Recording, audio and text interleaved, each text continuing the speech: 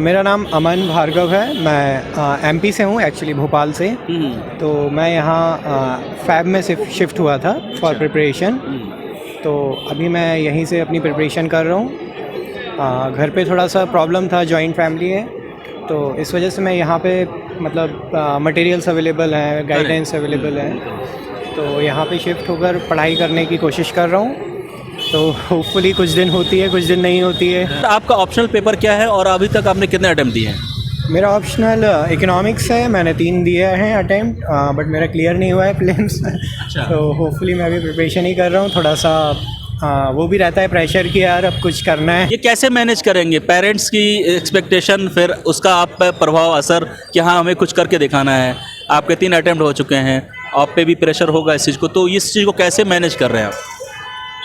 उनको कन्वेंस करते हैं, बात करते हैं फ़ोन पे। और अब तो काफ़ी ज़्यादा यूट्यूब पर चैनल्स वगैरह भी हैं, तो जो टीचर्स हैं जैसे विकास दिव्यकीर्ति सर हैं, तो वो भी कुछ बताते हैं कि पेरेंट्स को भी कुछ गाइड देते हैं कि बच्चों को अगर आप इस फील्ड में उतार रहे हैं तो इन चीज़ों के लिए प्रिपेयर रहना चाहिए पहले से। तो जैसे मैं भी पहले से प्रिपेयर हूँ, तो मैं साथ में एमए कर रहा हूँ या कुछ और कोर्स भी कर रहा हूँ, तो मतलब प्लान बी हो। तो बच्चों को यही सजेस्ट करना चाहिए कि प्लान बी, अगर आप मिडिल क्लास से आ रहे हैं या लोअर मिडिल क्लास से, तो एक प्लान भी आप हमेशा साथ में रखें। हाँ, तो वो तो आप 3 अटेम्प्ट हो चुकी, क्या आपने एनालाइज किया कि कहाँ पे क्या चूक रही, क्या रहा?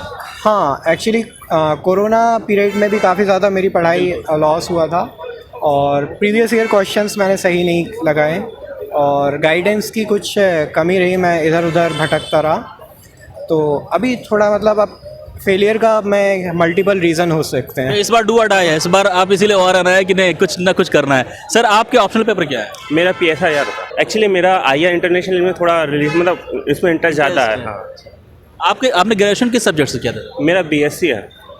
फिर आप आर्ट्स में आ जाते हैं, और कैसे, हाउ यू हैव मैनेज्ड कि साइंस से शिफ्ट हो जाना, फिर आर्ट्स में PSIR लेना, तो ऐसा क्या हुआ आपको इंटरेस्ट? और भी तो सब्जेक्ट थे, सोशोलॉजी था, एंथ्रोपोलॉजी था। आने के बाद जब है वो ऑप्शन के लिए आपको देखना पड़ेगा। हाँ, तो इससे पहले मेरा फिलोसफी था, लेकिन उसमें मैंने देखा फिलोसफिकल ज़्यादा है, मेरे को समझ में नहीं आया, तो फिर मैंने चेंज किया PSIR। उसमें मेरे को थोड़ा इंटरेस्ट ज़्यादा, प्लस उसमें इंटरनेशनलाइजेशन है, तो इस वजह से मेरे को और अच्छा लगा था। थोड़ी इंटरेस्ट बढ़ जाती है। अगर आपका जिसमें इंटरेस्ट ज़्यादा हो तो वही वाला ऑप्शन आप वो चूज़ करें। यूपीएससी की तैयारी के लिए ORN आना चाहिए कि नहीं आना चाहिए, या फिर यहाँ आने के बजाय वो घर पे ही तैयारी करें और यूपीएससी निकाल सकते हैं? कुछ ऐसा बताइए। इसमें काफ़ी ज़्यादा पहले स्टूडेंट को खुद एनालिसिस करना चाहिए कि वो उसकी पोजीशन क्या है, मतलब फैमिली वगैरह क्या है, मतलब माहौल कैसा है, एनवायरनमेंट, और वो खुद को कैसे ग्रो कर पा रहा है। अगर उसे लगता है कि वो कभी घर से नहीं निकला है, तो मतलब थोड़ा बाहर का एक्सपीरियंस चाहिए, तो 1 साल आकर यहाँ पे एक्सपीरियंस ले सकता है किसी कोचिंग में ज्वाइन करके, और थोड़ी सी गाइडेंस लेके, और फिर अगर घर में माहौल सही है तो वहीं बैठ के पढ़ना चाहिए।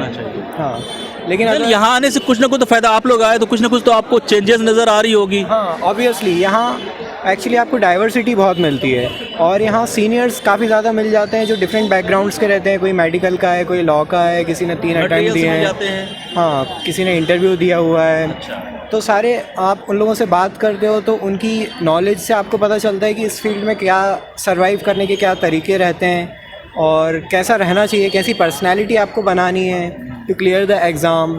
तो एक फ़ायदा वो रहता है यहाँ कि you meet a different kind of people and learn from them what are their experiences, and also you are able to meet different kinds of teachers to correct your loopholes and to correct your weakness.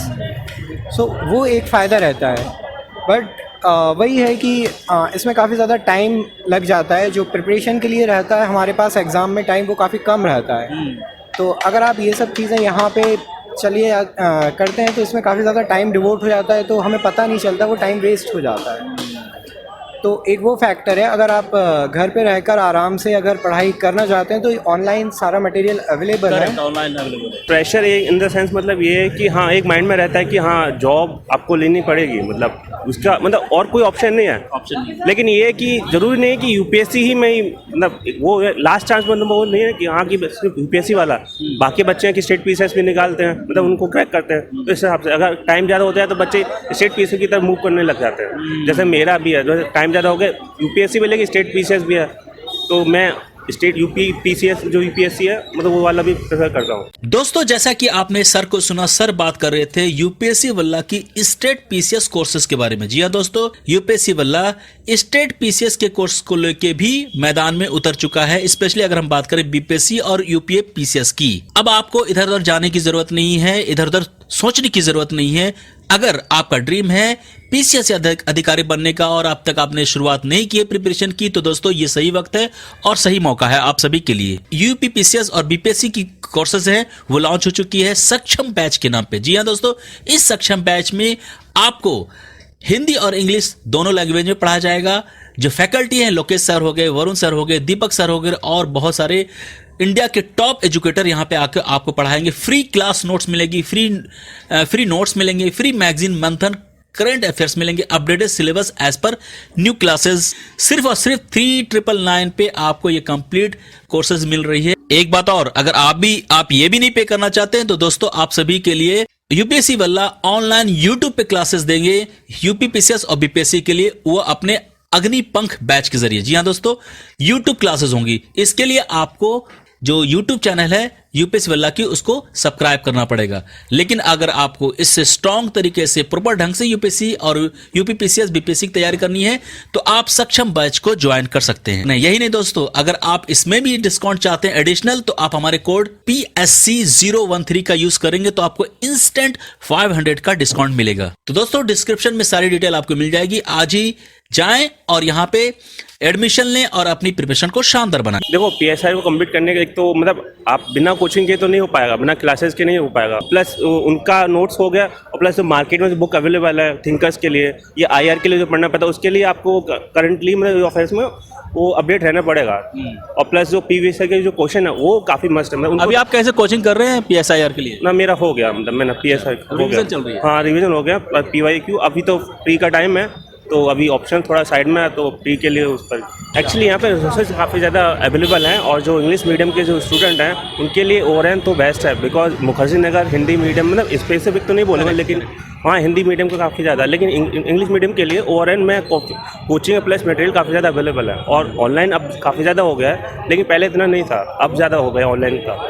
Rent high है, food की problem है, owners cooperate नहीं करते हैं, brokers जो हैं वो आपको ट्रैप में, प्रोफेशनल है वो लोग। हाँ ब्रोकर्स का प्रोफेशनल्स नहीं है ज़्यादा, मतलब वो ट्रैप कर लेते हैं बच्चों को।